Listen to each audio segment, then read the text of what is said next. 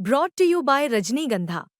यूं ही नहीं ताज ताज बन जाता है, शिल्पकारों का हुनर और चुनिंदा संगमरमर ताज को नायाब बनाते हैं। कुछ ऐसे ही चुनिंदा जगहों से बस खास ही चुनकर लाता हूँ। कतरे कतरे को मैं हीरे सा परखता हूँ। यूं ही नहीं मैं रजनीगंधा बन जाता हूँ। ऑनलाइन गेमिंग इंडस्ट्री एक बार फिर सुर्खियों में है। इस बार चर्चा गेम्स क्राफ्ट टेक्नोलॉजीज में कॉर्पोरेट घोटाले की है। कंपनी के चीफ फाइनेंशियल ऑफिसर रमेश प्रभु पर आरोप है कि उन्होंने कंपनी के अकाउंट से करोड़ों रुपए निकालकर शेयर बाजार में अपने पर्सनल ट्रेडिंग के लिए इस्तेमाल कर डाले।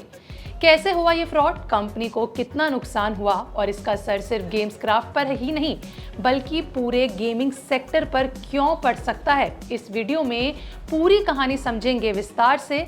मैं आपके साथ तनीषा और आप देख रहे हैं विस्तार। इस कहानी में विवाद के केंद्र में है रमेश प्रभु, जो पेशे से चार्टर्ड अकाउंटेंट हैं। साल 2018 में गेम्स क्राफ्ट से जुड़े और सीएफओ बने। इससे पहले 3 व्हील्स यूनाइटेड नाम एक सोशल एंटरप्राइज के को फाउंडर रह चुके हैं। गेम्स क्राफ्ट में प्रभु को कंपनी की फाइनेंस और इन्वेस्टमेंट की कमान सौंपी गई थी। मैनेजमेंट उन पर आंख बंद करके भरोसा करता था, लेकिन साल 2025 की शुरुआत में अचानक सब बदल गया।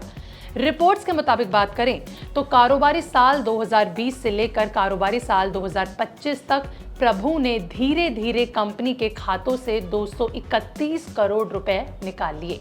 ये पैसा रमेश प्रभु के आरबीएल बैंक के पर्सनल खाते में ट्रांसफर हुआ। ये पैसा कंपनी के नाम पर इन्वेस्ट होना चाहिए था, लेकिन प्रभु ने इसे इस्तेमाल किया फ्यूचर्स एंड ऑप्शन ट्रेडिंग के लिए।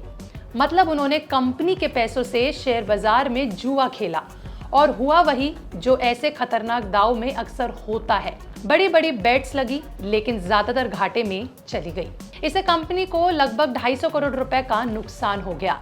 अब सवाल यह है कि क्या इतना बड़ा फ्रॉड मैनेजमेंट की नजर से छुपा कैसे रहा। दरअसल प्रभु ने फर्जी म्यूचुअल फंड स्टेटमेंट्स बनाए, अकाउंट्स में फर्जी एंट्री की और इन पैसों को वैध निवेश दिखाने लगे। यानी कि अंदर खाने सब कुछ गड़बड़ा गया, लेकिन कागजों पर सब कुछ चमचमाता हुआ दिखाई दे रहा था। 5 मार्च साल 2025 को कहानी में सबसे बड़ा ट्विस्ट आया। प्रभु ने ईमेल लिखकर खुद ये कबूल लिया कि उन्होंने कंपनी का पैसा गलत तरीके से इस्तेमाल किया।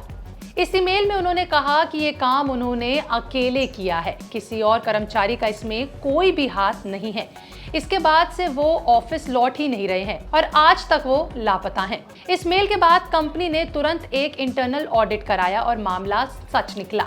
गेम्स क्राफ्ट ने बेंगलुरु पुलिस में शिकायत दर्ज कराई। 9 सितंबर साल 2025 को मैथरहैली पुलिस स्टेशन में एफआईआर दर्ज हुई। एफआईआर में कई धाराएं लगी, चोरी, क्रिमिनल ब्रांच ऑफ ट्रस्ट, जालसाजी और अकाउंट फर्जीवाड़ा, ये सब आरोप उनके ऊपर लगे। यानी अब ये मामला सीधा क्रिमिनल इन्वेस्टिगेशन में बदल चुका है।